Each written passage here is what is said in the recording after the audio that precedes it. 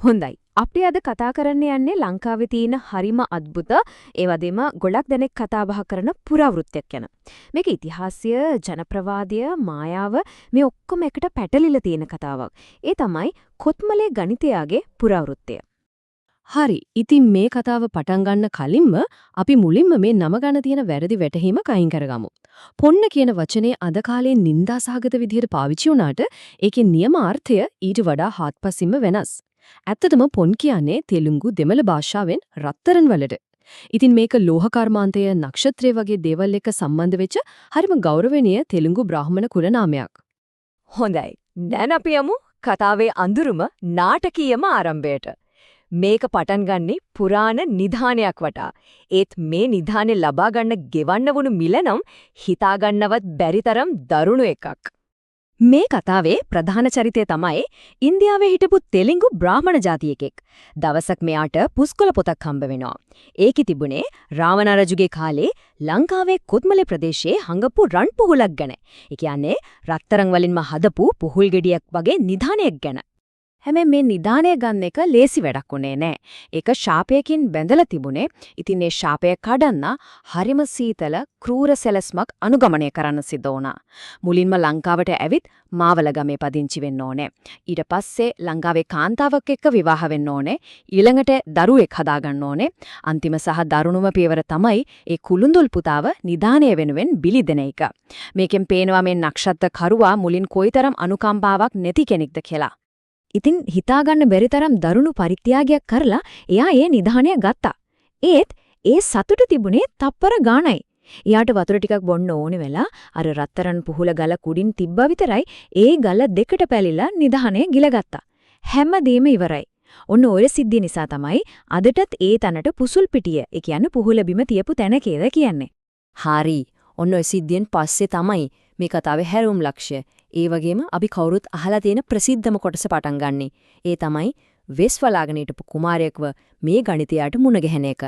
දැන් කොත්මලේ කුමරක ගුත්තා කියලා තරණයෙක් වැඩ කරනවා. සාමාන්‍ය වැඩකාරියෙක් වගේ තමයි ඉන්නේ. දවසක් මෙයා හරිම අමුතු හිතට කරදරයක් ගේන හීනයක් දකිනවා. හැබැයි මේ ගුත්තා කියන්නේ සාමාන්‍ය කෙනෙක් නෙවෙයි. එයා තමයි තමන්ගේ තාත්තා. ඒ කියන්නේ කාවන්තිස්ස රජතුමා එක්ක අමනාප වෙලා කොත්මලේට වෙලා හැංගිලා ඉන්න දුටුගැමුණු කුමාරයා. ඔහු දැකපු හීනේ තමයි මේ.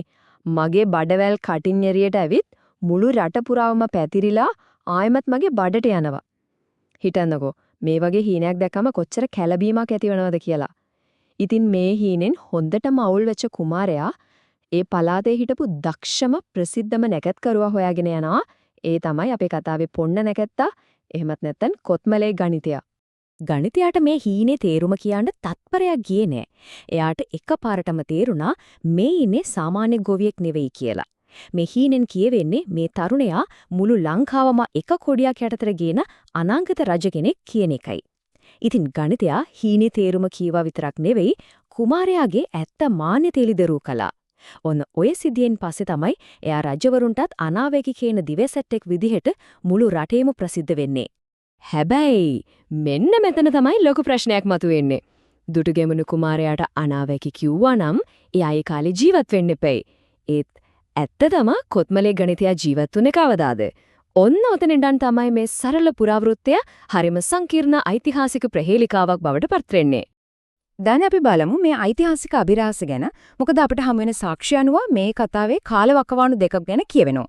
එකම පුරාවෘත්තය, හැබැයි කාල රේඛා දෙකක්. මෙන්න බලන්න ප්‍රශ්නේ. දුටුගැමුණු කුමාරයාගේ යුගය කියන්නේ ක්‍රිස්තු පූර්ව 161 විතර. ඒ කියන්නේ අද ඉඳන් අවුරුදු 2100 ගානකට කලින්. ඒත් ඓතිහාසික වාර්තාවල කොත්මලේ ගණිතයා කියන චරිතය ගැන සඳහන් වෙන්නේ මහනුවර රාජධානිය කාලේ. ඒ කියන්නේ ක්‍රිස්තු වර්ෂ 1747ත් 1998ත් අතර. ඒ කියන්නේ අවුරුදු 2000ක විතර ලොකු පරතරයක්. මේක කොහොමද වෙන්නේ? ඉතින් මේ පරස්පරය පැහැදිලි කරන්න ඉතිහාසඥයෝ න්‍යායක් ඉදිරිපත් කරනවා. පුරාවෘත්තයේ කියවෙන්නේ එයා දුටුගැමුණු කුමාරයාට උදව් කරපු පුරාණ ශිෂ්‍යවරයෙක් කියලා. ඒත් න්‍යායෙන් කියවෙන්නේ කොත්මලේ ගණිතයාගේ පවුල ඇත්තටම මහනුවර යුගයේදී දකුණු ඉන්දියාවෙන් ආපු කලාශිල්පින් පිරිසක් කියලයි. ඉතින් නොවුන් තමන්ගේ විදේශීය මූලයන් හංගගෙන ලංකාවේ සමාජයේ ඉහළ තැනක් ලබා ගන්න තමන්ව දුටුගැමුණු රජුගේ කාලේ හිටපු කෙනෙක්ට සම්බන්ධ කරලා මේ පුරාණ කතාව නිර්මාණය කළා වෙන්න පුළුවන්. හොඳයි. එයා ජීවත් වුණේ දුටගැමුණු කාලෙද මහනුවර කාලෙද කියන එක පැත්තකින් දියමු. මොකද ඒ කාලේ මොකක් වුණත් කොත්මල ගණිතයා කියන්නේ අద్භූත බලවේග පාලනය කරපු මහා මාන්ත්‍රකරුවෙක් කියන එක එයාගේ අනන්‍යතාවයම කොටසක් වෙලා කියනවා. එයාගේ බලය ගැන කියවෙන කතා නම් ඇත්තටම පුදුම හිතෙනවා. එක කතාවක කියවෙනවා එයා කොටියෙක්ගේ වේශයෙන් ආපු යක්ෂයෙක්ව මෙල්ල කරලා තමන්ගේ වැඩකාරයා කරගත්තා කියලා. හැබැයි අවාසනාවකට ඒ යක්ෂයාව බැඳලා තිබුණු මන්ත්‍රය අත්වැරදීමකින් කැඩිලා ගණිතාගේ මුළු පවුලම ඒ යක්ෂයා අතින් මැරුම් කනවා. ඒත් එතනින් නවතින්නේ නෑ. එයා ආයෙත් ඡාපයක් කරලා අර යක්ෂයාව ගෙන්නගෙන විනාශ කරලා දානවා. තව කතාවක තියෙනවා එයාට සිකුරු ග්‍රහයාව මිනිස් වේශයෙන් මුණ ගැහුණා කියලා. ඒ වෙලාවේ සිකුරුයාව අන්ධ කරලා ආයෙමත් පෙනීම දීලා තියෙනවා. ඔන්න ඔය සිද්ධියෙන් පස්සේ තමයි එයාට සිකුරාධිපති කියන නමත් ලැබිලා තියෙන්නේ. මේ තවත් ප්‍රසිද්ධ කතාවක්. දවසක් රජතුමා ගණිතයාගේ බලය පරීක්ෂා කරන්න හිතාගෙන ලොකු ලබු ගෙඩියක් ගෙනල්ලා ඇහුවා මේකේ ඇට කීයක් තියෙනවද කියලා. ගණිතයා කිව්වා මේකේ තියෙන්නේ එක හොඳ ඇටයයි බොල් ඇට දෙකයි විතරයි කියලා. ලබු ගෙඩිය කපලා බලද්දි ඒක හරියටම හරි. රජතුමා පුදුමුණා තමයි ඒත් එතම යාට ලොකු බයක් ඇති වුණා. මේ තරම් බලයක් තියෙන කෙනෙක් තර්ජනයක් වෙන්න පුරුවන් කියලා රජතුමා හිතුවා. ඉතින් රජතුමා ගණිතයාව මරන්න නියම කළා. ඒ වෙලාවේ එයා හරිම සංසුන්ව මේ කවිය කිව්වා. 7 අවුරුද්දක් වහින වැස්සේ බින්දු ගණන් කරන්නම්, අවුරුදු 7ක් ගිය කන්කුණ්ඩෙක්ගේ කකුල් ගණන් කරන්නම්, අබ පෑල් 3ක ඇට ගණන් කරන්නම්. හැබැයි මාව මරන්නේ නැතුව තව පැය 3ක් ඉන්න මම මේ පද තුනේ තේරුම කියන්නම්. එයා ඇත්තටම කදේ කාලයේ ඉල්ලපු එක. මොකද එයාගේම හඳහන බලලා එයා දැනගෙන හිටියා තමන්ගේ ස්වභාවික මරණය තව පැය 3කින් සිද්ධ වෙනවා කියලා. ඔහුගේ ජීවිතේ එතනින් අවසන් වුණා. ඒත් එයා ඉතුරු කරලා ගිය බලවත්ම දේ එයාගේ උරුමය තමයි එයා කියපු අනාවැකියක්. ඒ අනාවැකිය ඉතු වෙන්න සියවස් ගාණක් ගත වුණා. මෙන්න මේකයි ඒ අනාවැකිය.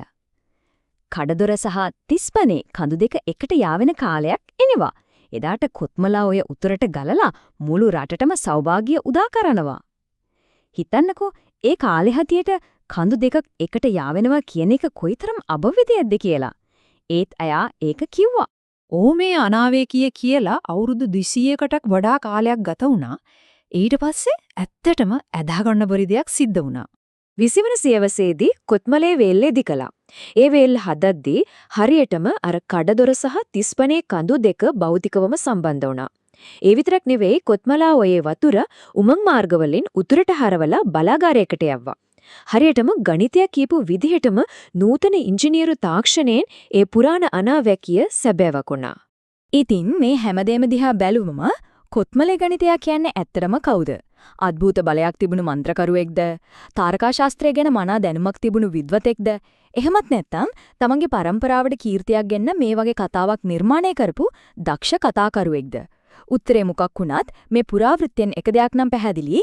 ඒ තමයි ඉතිහාසය, ජනප්‍රවාදය සහ ඇදහිල්ල කියන දේවල් අතර තියෙන සීමාව කොයිතරම්නම් අපැහැදිලිද කියන එක.